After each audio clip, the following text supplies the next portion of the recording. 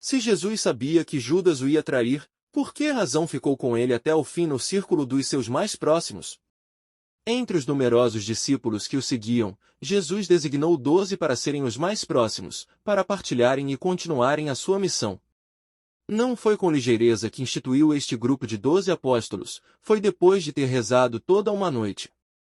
Mas, a dado momento, Jesus apercebeu-se de uma mudança de atitude em Judas, um dos 12.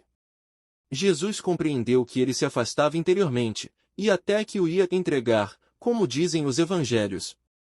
Segundo o Evangelho de João, já na Galileia, muito antes dos acontecimentos em Jerusalém que deviam levá-lo à cruz, Jesus compreendeu o que se passava. Por que razão não afastou Judas nessa altura e o conservou perto de si até ao fim?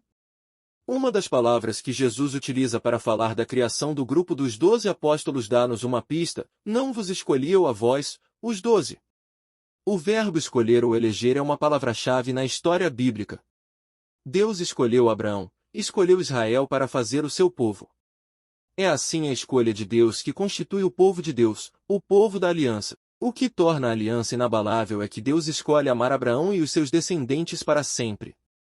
O apóstolo Paulo comentará: os dons e o chamamento de Deus são irrevogáveis. Visto que Jesus escolheu os 12 como Deus escolheu o seu povo, não podia mandar embora Judas, mesmo quando compreendeu que ele o ia trair. Sabia que o devia amar até o fim, para atestar que a escolha de Deus era irrevogável. Os profetas, em particular Oséias e Jeremias, falaram em nome de um Deus magoado e humilhado pelas traições do seu povo, e que, contudo, não cessa de o amar com um amor de eternidade. Jesus não queria nem podia fazer menos. Humilhado pela traição de um dos seus íntimos, não deixou de lhe demonstrar o seu amor. Ao baixar-se diante dos seus discípulos para lhes lavar os pés, fez-se o servidor de todos, também de Judas. E foi em particular a Judas que deu um bocado do pão partilhado, parcela de amor ardente que este levou consigo para a noite.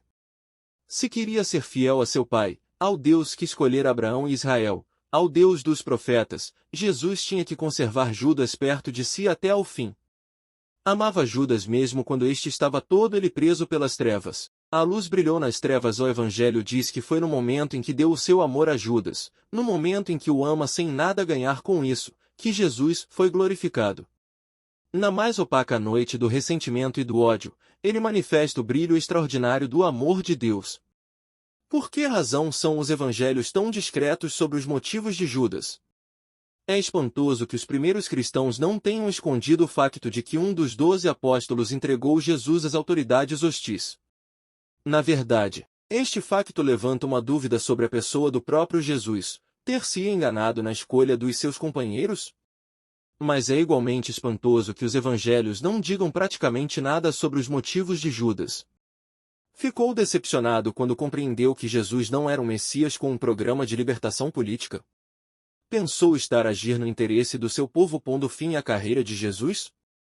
Alguns supuseram que ele agia por amor ao dinheiro, outros que, ao contrário, agia por amor, para ajudar Jesus a dar a sua vida. Sobre a razão do que Judas fez, só há nos evangelhos duas indicações. Uma é a evocação do diabo. Foi ele que meteu no coração de Judas a decisão de o entregar, mas isso só torna o enigma ainda mais impenetrável.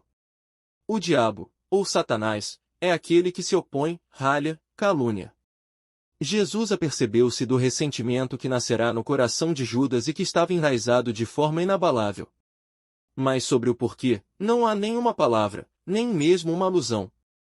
A outra indicação é a referência às Sagradas Escrituras. Sobre a traição de Judas, Jesus diz: há de cumprir-se a Escritura, aquele que come do meu pão levantou contra mim o calcanhar. É preciso compreender bem qual é, nos evangelhos, o sentido desta referência às Sagradas Escrituras. Elas não são um cenário que determinaria de antemão o papel de cada Héctor. Todos os leitores atentos da Bíblia sabem bem como ela propõe escolhas e coloca cada um perante as suas responsabilidades. Citando o versículo do Salmo, aquele que come do meu pão levantou contra mim o calcanhar. Jesus não afirma que Judas não podia agir de outra forma, mas que Deus permanece o Héctor principal no que está a acontecer. Há o drama da traição, e ao mesmo tempo é Deus que está a actuar. Pois, Se o que Judas está a fazer cumpre a Escritura, é de uma forma misteriosa que o projeto de Deus se realiza, Deus cumpre a sua palavra. A referência à Escritura permite acreditar em Deus mesmo na noite, mesmo quando o que acontece é incompreensível.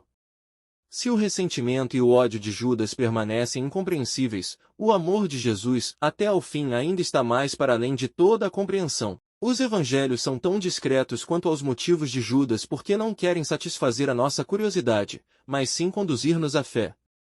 Eles não revelam o abismo de trevas do drama de Judas, mas revelam a insondável e incompreensível profundidade do amor de Deus.